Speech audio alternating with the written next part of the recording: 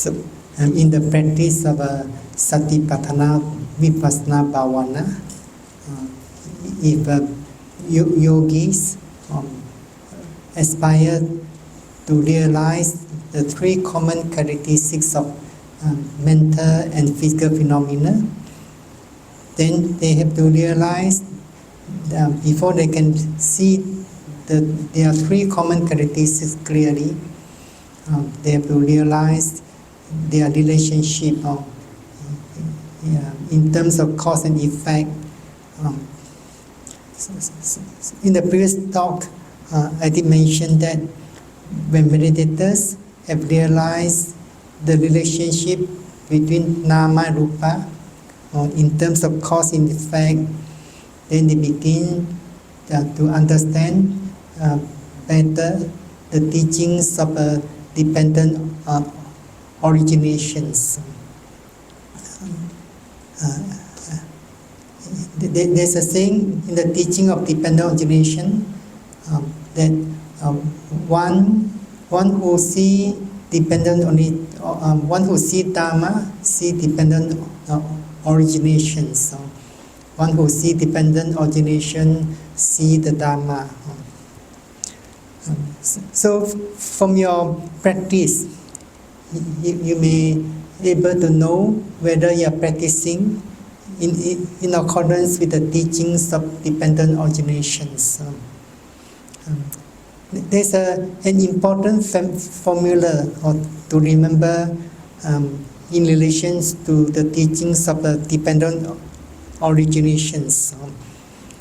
The formula say that when this exists, that comes to be, with the arising of this, that arises. When this does not exist, that does not come to be, with the cessation of this, that ceases. So, are you able to understand this formula based on your personal experience? When this exists, that comes to be, with the arising of this, that arises. So, the first half of the formula is about arising, or in other words, the originations. So if you reflect on your experience, then you may realize that as a meditators can mindful because there's an object.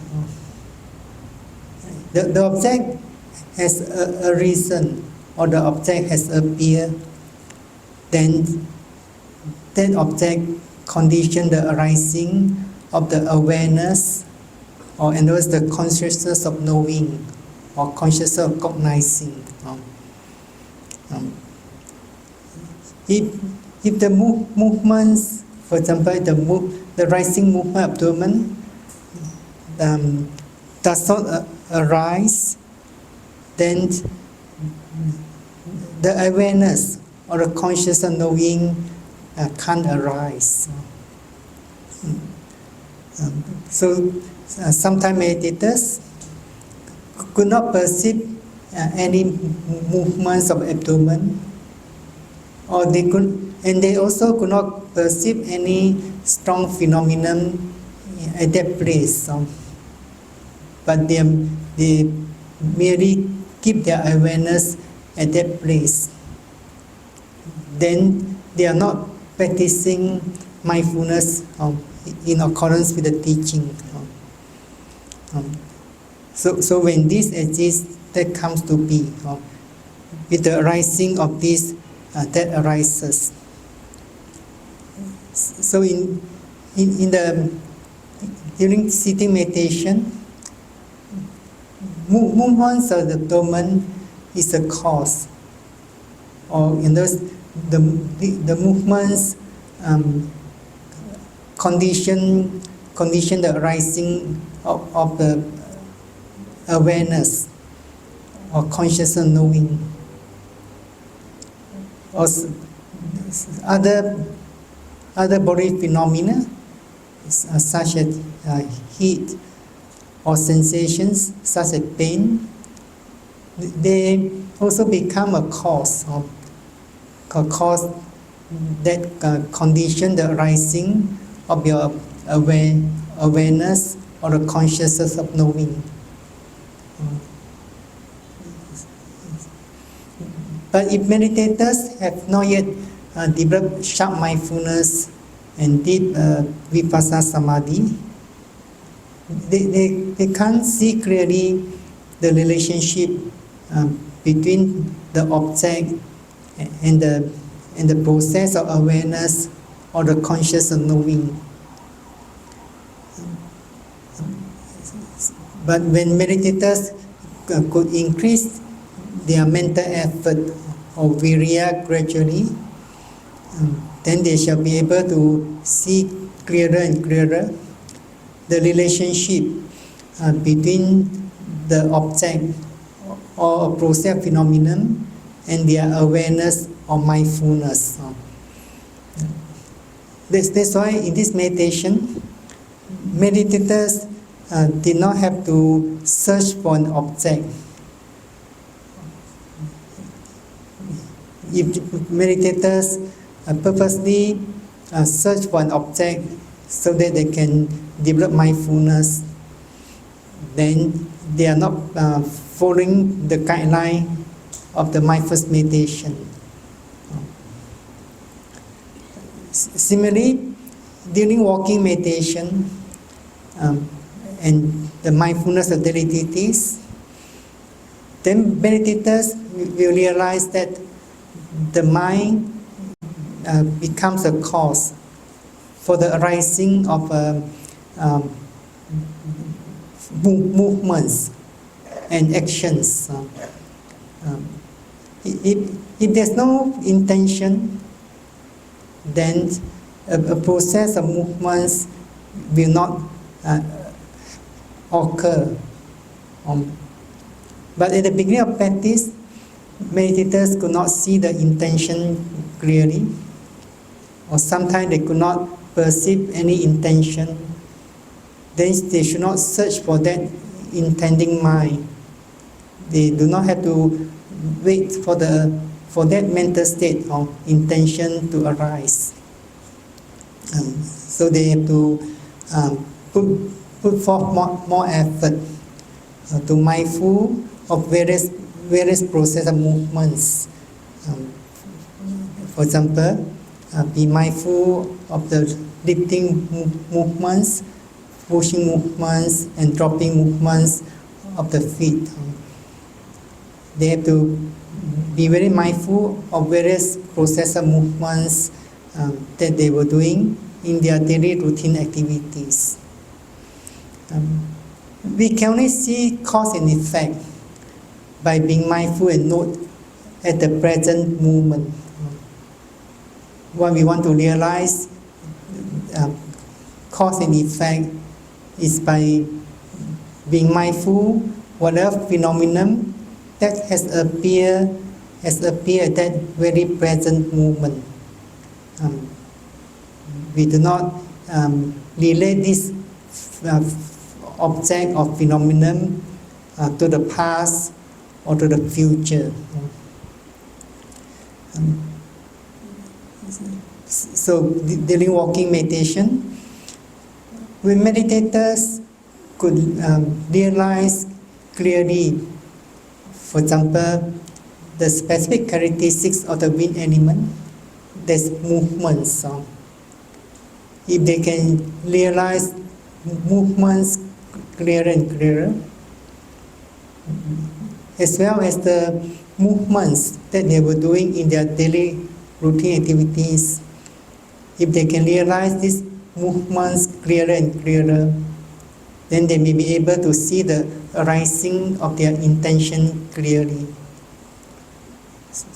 So when this mental state, intention has appeared, then a process movements will occur instantly and naturally. The meditators begin to realize the relationship between their mind and their bodily movements, body actions. So if meditators, at first meditators may not able to realize the arising, passing away of both processes clearly. Sometimes meditators have make progress to a certain stage. When they are mindful of one phenomenon, when that phenomenon has not yet subsided completely, then there's another stronger phenomenon arising somewhere. So that stronger phenomenon replace the previous phenomenon. So meditators has to mindful of the stronger phenomenon and so on.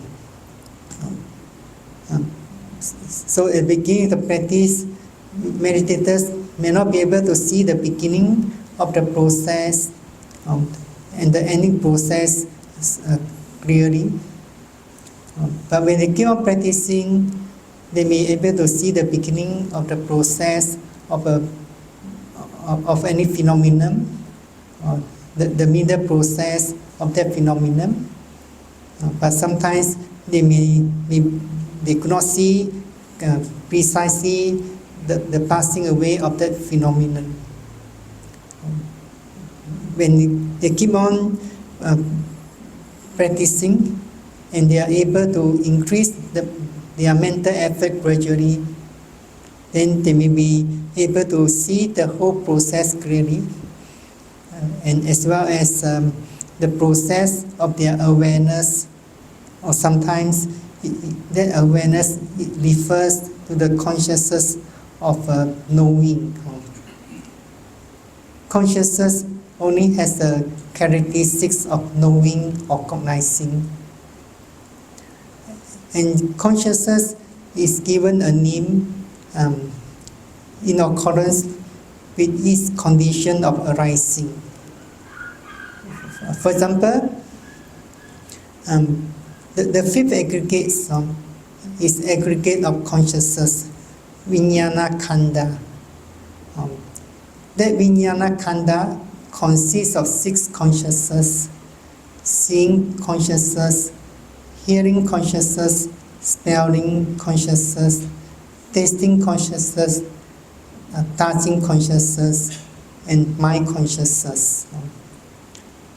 At each movement, there's only one consciousness can arise.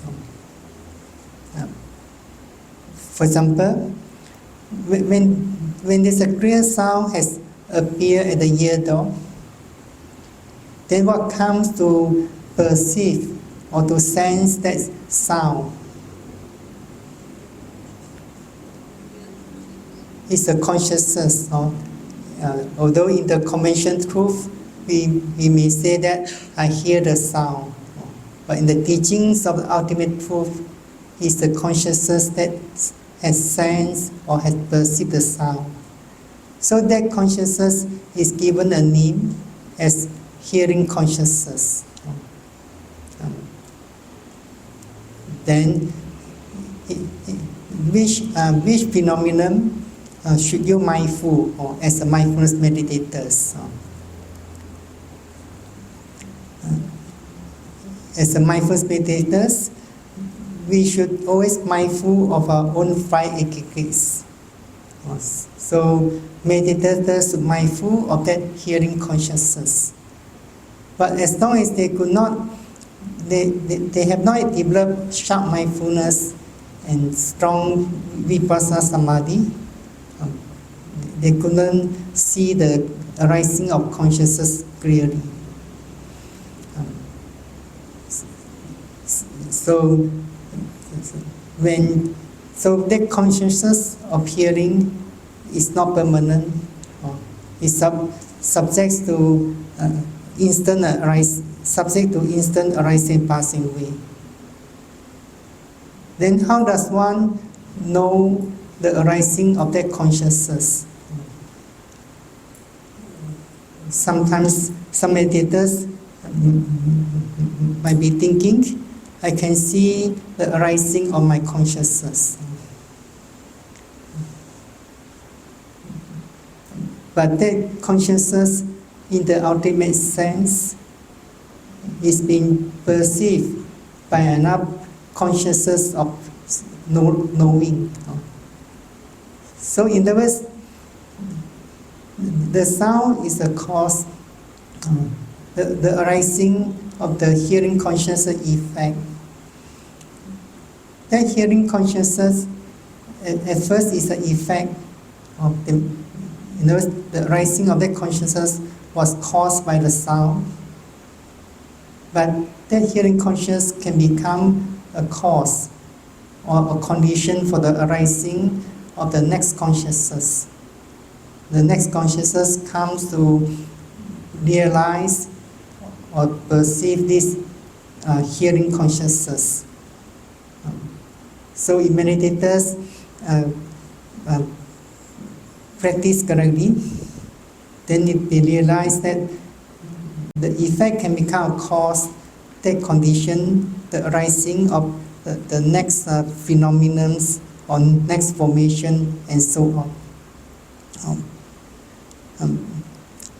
So when, for example, when meditators could see movements arising clearly, then if they also could realize the arising of their awareness clearly, or the consciousness of knowing, so that consciousness that has appeared or has arisen dependent on that process of movements. Movements is rupa. So that consciousness is known as kaya vijnana, or body consciousness. So when that process of movements had disappeared, then what will happen to that process of awareness or the consciousness of knowing? So if the cause is impermanent, definitely the effect also impermanent. You can't say that the cause is impermanent. For example, you could see the passing away of your rising movements, but you think that the consciousness, your consciousness, is everlasting. So sometimes some meditators could see the passing away of various phenomena very clearly, but they can't see the arising and passing away of their mindfulness or the consciousness of knowing. Mindfulness, sati, is one of the mental concomitants of cetasika and pali. It also has the characteristics of impermanence, unsatisfactoriness, and no self, anicca, dukkha, and anatta.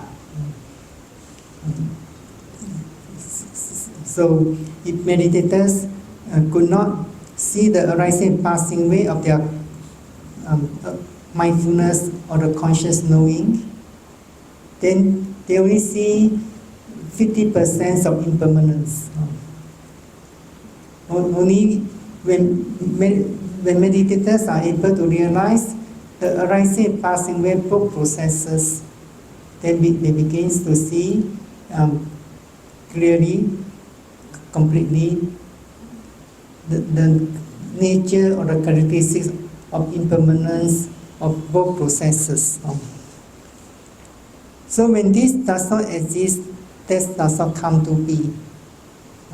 If there's no rising movements, then it's not possible for the awareness or consciousness of knowing to appear there.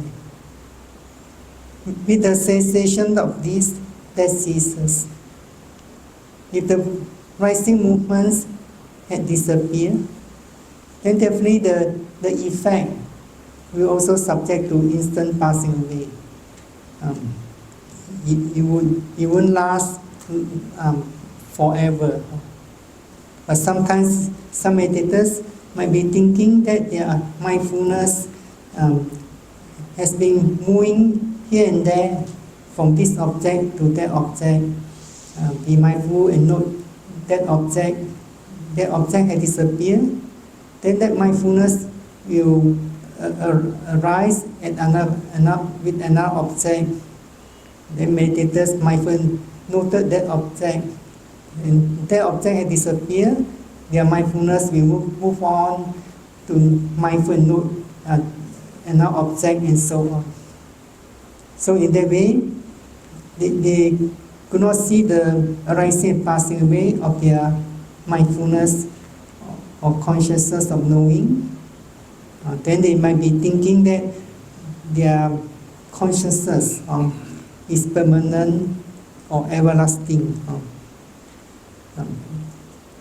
So meditators, that's why we always remind meditators, it's important to realize the specific characteristics of the mental and physical phenomena clearly, and able to see their relationship. Then they only begins to see anicca, dukkha, and anatta. So, in those, the foundations of realizing Vipassana knowledge is this realization of the specific characteristics or the individual characteristics of mental and physical phenomena, as well as their relationship in terms of cause and effect or conditionality. So sometimes meditators might be thinking that anicca is merely means arising and passing away, or appearing and disappearing, and so on. But if we do not read the scriptures well, or if we could not understand the scripture well, then we may not able to understand the impermanence thoroughly. When we talk about anicca, anicca refers to movement of arising and passing away of every phenomenon, momentary arising and passing away of every phenomenon. So the commentaries explains anicca in various ways. For example, one of the commentaries explains it that anicca in Pali it means ahutwa sambonti or hutwa pativentiti. Ahutwa means it never appeared in the past. Sambonti means due to suitable conditions it appears. Hutwa pativentiti means after appearing it will cease. So hence the meaning of anicca denotes things come where they never appeared before, and then disappear to where they never went before. So do you understand the definition of anicca according to commentary? Anicca denotes things, initially conditioned phenomena. In the words you'll find it is or Nama and Rupa, denotes things come where they never appeared before, and then disappear to where they never went before. So, for example, when you realize that there's a process of rising movements, or these rising movements had appeared or been stored somewhere,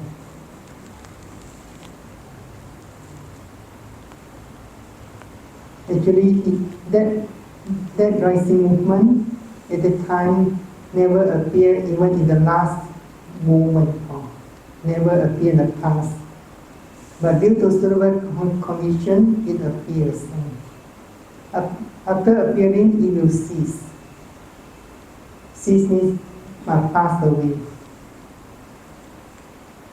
After cessation or disappearance of that rising movements, do you think that rising movements had gone to somewhere or been kept in a store or somewhere again? The word cease or cessation means it doesn't exist anymore. But sometimes we might think that certain phenomena, for example pain, when you might look pain, when that pain had disappeared, a few movements later, the pain, another pain has appeared at another place, then you might be thinking the same pain come back again. Or sometimes you might be mindful of your thinking, especially the memory. As you look, thinking, when thinking had disappeared, or that memory had disappeared, then few movements later, the same memory comes back again. Then you might be thinking it's the same thoughts or same thinking. But you do understand this definition. When the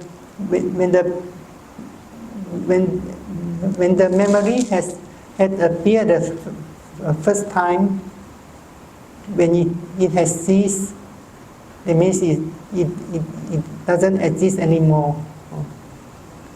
But we have been living in this conceptual world for so long.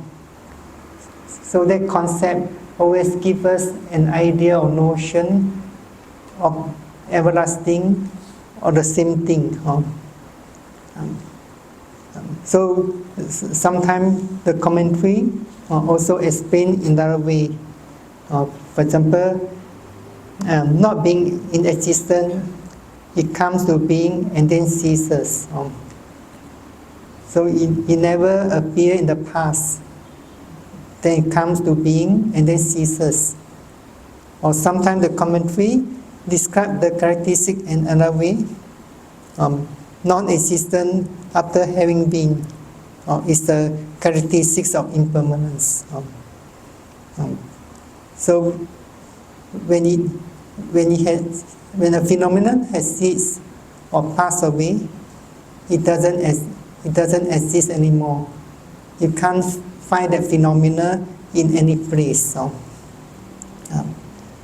if meditators could realize anicca in that way, then they'll make more and more progresses in their practice of Vipassana meditation. When meditators can see one of the three common characteristics thoroughly or completely, at that moment they also realize there are two characteristics.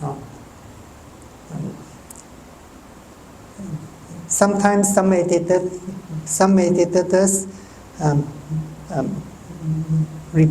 reports in their interview that they can see anicca clearly, or they can see dukkha clearly, but they couldn't see anatta clearly.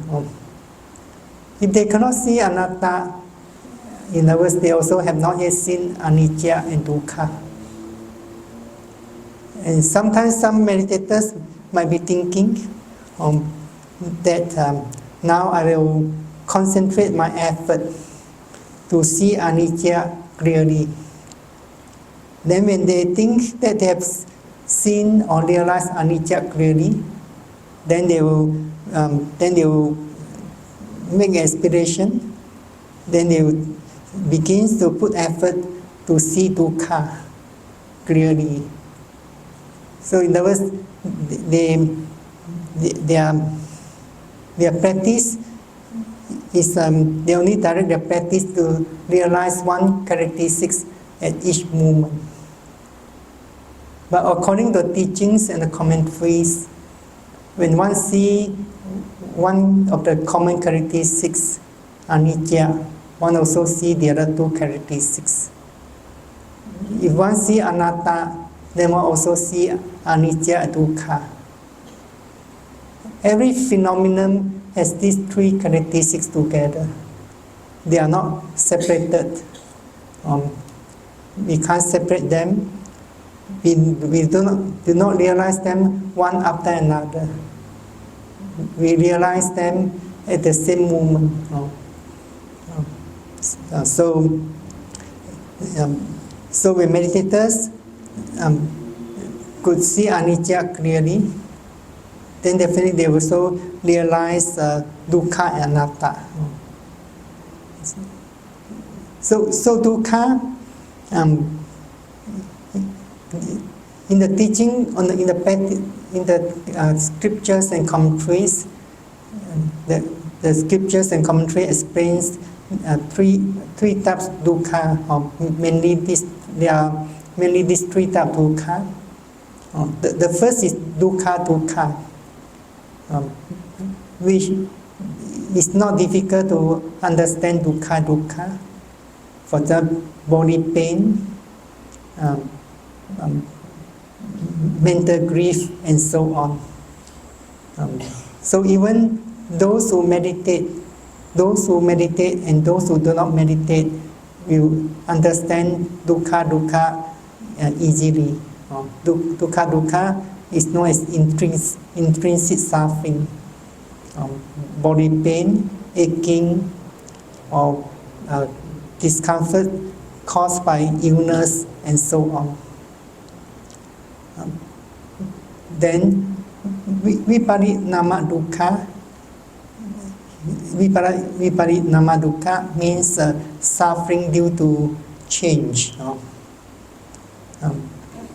Like, for example, happiness that we enjoy in life doesn't last long. It's subject to change. Present condition also doesn't last long.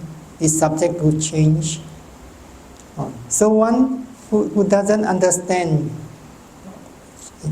doesn't have the knowledge of changes, then they will suffer. So we also experience viparinama dukkha. One of the good examples in the teachings of First Noble Truth is separation from the loved one, or separation from the present conditions.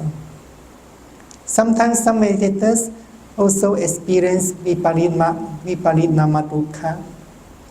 For example, sometimes they were able to put forth effort to develop mindfulness constantly and continuously, and they begin to gain some concentration. When there's concentration, then the meditators also experience calmness, peacefulness of mind. So meditators might take delight in this calmness. When they take delight in this calmness or peacefulness of mind, then they would wish that or hope that this calmness or peacefulness of the mind will stay long or stay forever. So in the practice of Vipassana meditation, when they take delight when meditators take delight in their experiences of present feeling, calmness of mind, peacefulness of mind, then they can't make more progress. Because they begin to develop attachment to that calmness or peacefulness mind, or whatever present feelings present experiences, and so on. In the practice of Vipassana meditation, we want to remove or overcome attachment. Yet some meditators, sometimes they begin to cling to their experiences or to attach to their experiences. So it becomes a hindrance or obstacles to further progress. So when meditators realize they are taking delight in their practice, they feel happy or feel very satisfied in their practice. They also mindful of these feelings and so on. So there's viparinama dukkha. So we do not need to practice meditation in order to understand dukkha and viparinama dukkha. Then the third is known as sankhara dukkha, suffering due to formation. So if one doesn't practice Vipassana meditation, then it's difficult to understand what is sankhara dukkha, suffering due to formations. So the meditators aspire to realize sankhara dukkha, then they have to mindful of their 5 aggregates. So as you know, in the teachings of the first noble truth, the Buddha explained birth is suffering, old age is suffering, death is suffering, and so on. Then finally the Buddha said, in brief, the 5 aggregates of clinging are the truth of suffering. So to the Vipassana meditators, there are 5 aggregates or Nama Rupa are the truth of suffering. Even, for example, when you mindful and note pain, you may not yet, maybe not yet realize sankhara dukkha. At the time you are merely experiencing dukkha. But if you can realize that your body pain or any phenomenon, you can see clearly the instant arising and passing away of every phenomenon, and this experience can be sustained for a longer and longer period of time. Then it's possible that meditators experience sankhara dukkha. Sankhara dukkha is defined, for example, in the comprehensive manual of Abhidhamma. The characteristics of sankhara dukkha is the mood of being continuously oppressed by rise and fall. Or in other words, the nature of being constantly oppressed by the instant arising and passing away of every phenomenon. So in the practice, if meditators did not make mental labeling, then they may not able to mindful of a process of any phenomenon from one moment to next moment, and so on. The meditators have not yet developed deep vipassana samadhi or insight concentration. Then it's difficult to realize sankhara dukkha. Meditators can realize sankhara dukkha because they also, at the time they realize every phenomenon subject to instant arising and passing away. So that's why the scripture define dukkha as anicca. What is impermanent is dukkha. We can only realize sankhara dukkha by being mindful of our own Nama Rupa, or the five aggregates of clinging. In the practice of Vipassana meditation, we want to develop wisdoms or knowledge by direct experience. In Pali, it's not Paccaka Yana, knowledge by direct experience. We do not develop what we call knowledge by inference. Knowledge by way of inference is known as Anumana Yana. So the knowledge by way of inference is merely thinking or reflecting. But knowledge by direct experience can only be gained by being mindful of one's own body phenomena, or the five aggregates of clinging.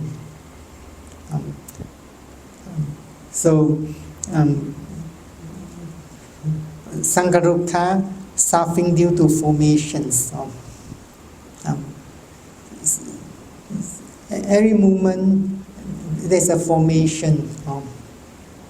For example, when you mindful of when there's a process rising movements, then what will arise at that time? Your mindfulness, or the conscious of knowing. So this constitute a formation. The object and this process of awareness or mindfulness is one formation. This formation is a permanent process or impermanent. This formation is a very brief. As soon as the movements had passed away, that awareness or mindfulness also will pass away instantly. Sometimes meditators felt that both processes are arising and passing away almost at the same moment. And the rupa, or various physical phenomena, do not last more than a moment.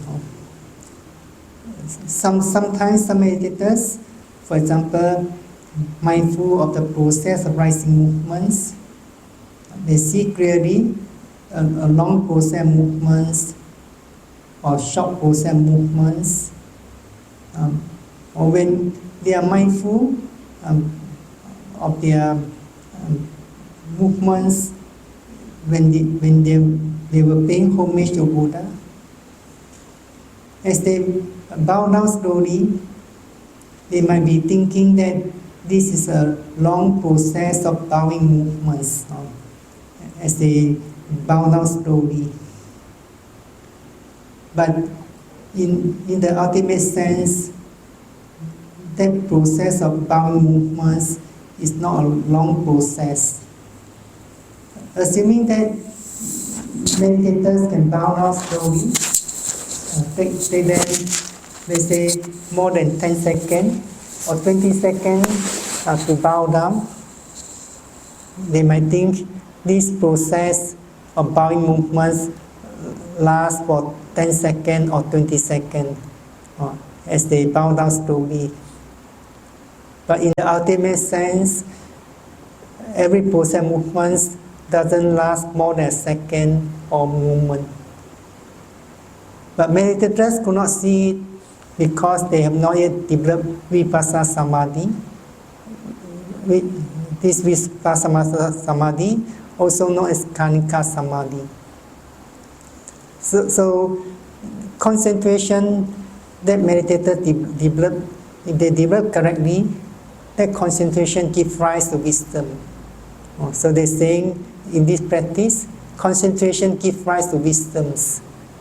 But the concentration that meditators develop must be momentary concentration or Khanika Samadhi. Why is known as Khanika Samadhi? It's because when meditators has developed Kanika Samadhi, they realize that they cannot mindful or concentrate on a phenomenon more than a second or more than a moment. They will realize both processes are arising and passing away instantly or at every moment. So when meditators could develop Kanika Samadhi, then they will realize that when they bow down slowly, they will realize that process of bowing movements is not a single process.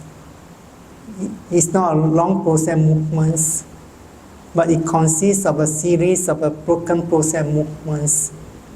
There's process movement bowing, then movements disappear, then there's another process bowing, that movements disappear, then another process bowing, and so on. And every process movements condition the arising of the awareness. There's a pair of processes arising and passing away at every moment. So then meditators will be able to realize the Sankhara Dukkha. So that's why we say Nama Rupa of the five gates are the true suffering to mindfulness meditators, Vipassana meditators. So those who do not practice mindfulness meditation, Vipassana meditation, will not able to understand what is Sankhara Dukkha. If meditators can see anicca, dukkha, definitely they also realize anatta. Anatta, as explained in the comprehension manual of Abhidhamma, is the mood of being insubstitutable to the exercise of mastery. You cannot exercise complete control over the phenomena of Nama and Rupa. In other words, can you control the arising of any phenomenon? You think you can control the arising of any phenomenon? Then this is not Vipassana meditation. Can you control the passing away of any phenomenon? You can't control, exercise any form of control. So usually some meditators might be understand anatta, or those who do not practice Vipassana meditation, they usually understand anatta as beyond control. But this is only part of understanding. Sometimes they say the anatta, or the characteristic anatta, is not being amenable to one's will. That means it doesn't comply to your wish. But this is merely not yet a complete understanding. In one of the retreats in another place,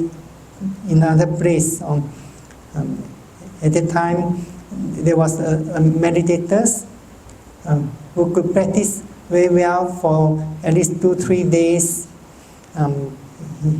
That meditators did not experience any restlessness. There was very few thinking, even though there's a thinking, the thinking also she could mindful of it instantly, and the thinking will disappear instantly. So that meditators enjoy a good practice for 2 or 3 days. Then later on, the meditators began to experience restless mind. There were so many thinking, wandering mind kept on arising in the meditation. The mind was so restless. The meditators could not mindful and know it at all.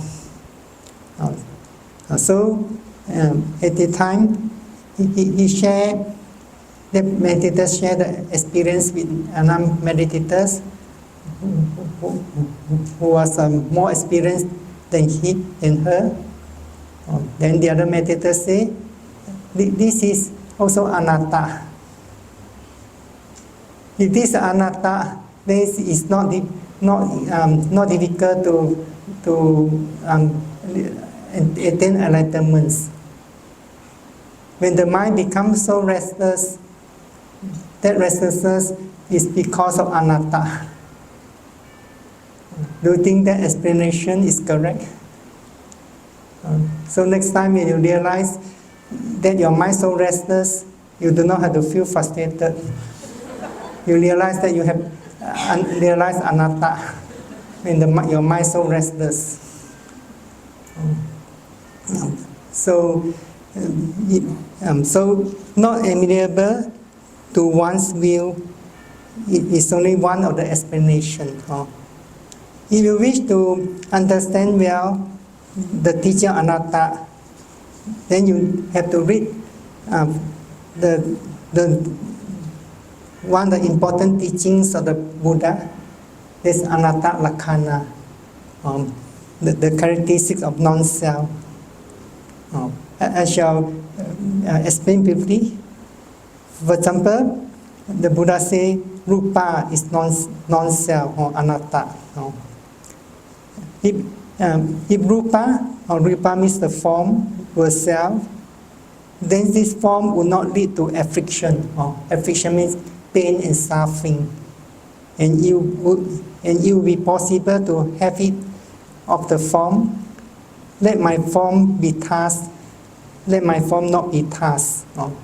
Let my form be tasked means let my body always stay in the best condition. Let my form not be tasked means you wish that your body will not be in the worst of condition. It is possible. It's not possible. As you know, everyone is subject to the process of aging and sickness and so on. But because rupa is non-self, that's why rupa leads to affliction. It means it leads to pain and suffering. So it's not possible to have it of form. Let my form be tasked. Let my feeling not be tasked, and so on. So the Buddha explains in the same way, in relation to feelings. Can you wish that your feelings forever is present? It's not possible. Perception, what we call mental formations, consciousness, all are not self. So at first, the Buddha explained that all these aggregates are not self or anatta. Then the Buddha only explained further. He asked the bhikkhu, what do you think? What do you think is form permanent or impermanent? So the bhikkhu, as you know, the Panchavaki, at the time the Panchavaki have attained the first state enlightenments. Those who attain the first state enlightenments, definitely they possess right view. Right view means they regard everything as impermanent. So definitely they answer impermanence. The Buddha asked again, it was impermanent, suffering or happiness? So definitely the Panchavaki understand the question and answer suffering. Then the Buddha say, it was impermanent, suffering and subject to change, fit to be regarded thus, this is mine, this I am, this myself. Definitely no. You cannot regard that this is mine, or this I am, this myself. So that's why that's why whatever feeling or whatever rupa, even in the past, also subject to passing away at that moment. So in other words, meditators want to realize these three common qualities clearly. They have to see their relationship clearly. That means they have to see what we call conditionality clearly. In order to see conditionality clearly, meditators need to develop deeper and deeper Kanika Samadhi or Vipassana Samadhi. So, in order to develop Kanika Samadhi or Vipassana Samadhi, meditators have to make use the tool. The tool here is taking note mentally, or what we call mental labeling, in order to help meditators to be mindful of one object from one moment to next moment, or from one object to next object. And meditators also train their mind to concentrate their mind on one object from one moment to next moment. For example, sometimes meditators are mindful and note the painful sensation. They may have to note pain. So they have to ensure that they are mindful of pain, concentrate the mind on at that present moment, fully experience the pain at that present moment. Then they mindful and note pain again, the second moment. They pay full attention to that pain at that moment, experience fully the pain at that moment.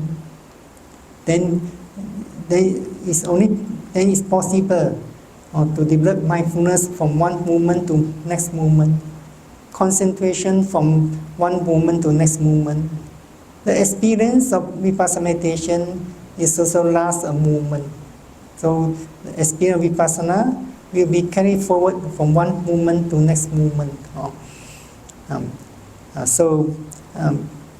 This is about the three characteristics of a mental physical phenomena.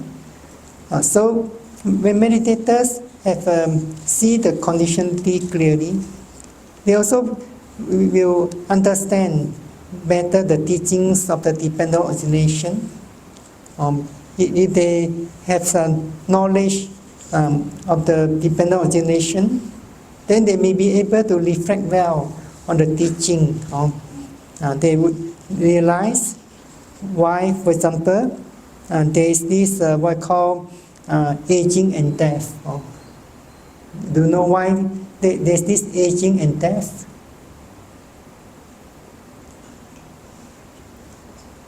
What's the condition for the arising of aging and death?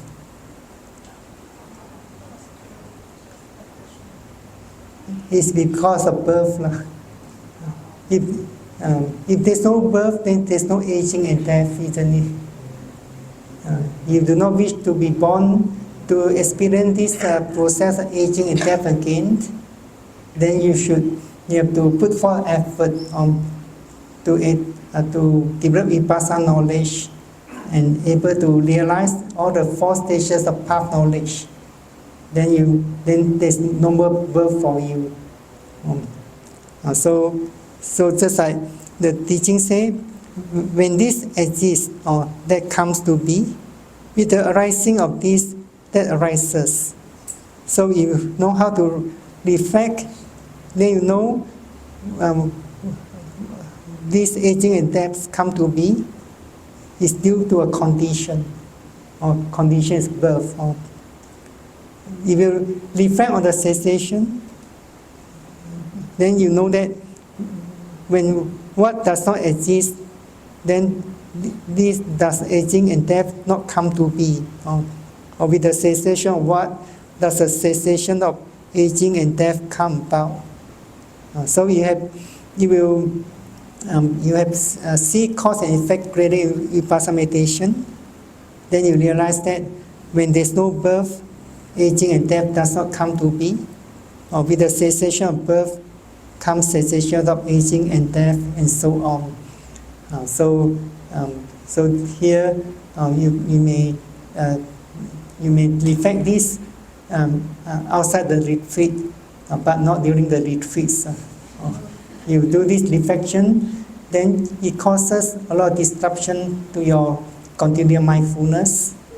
When there's a disruption to your continual mindfulness, then it's difficult to attain deeper and deeper Vipassana Samadhi.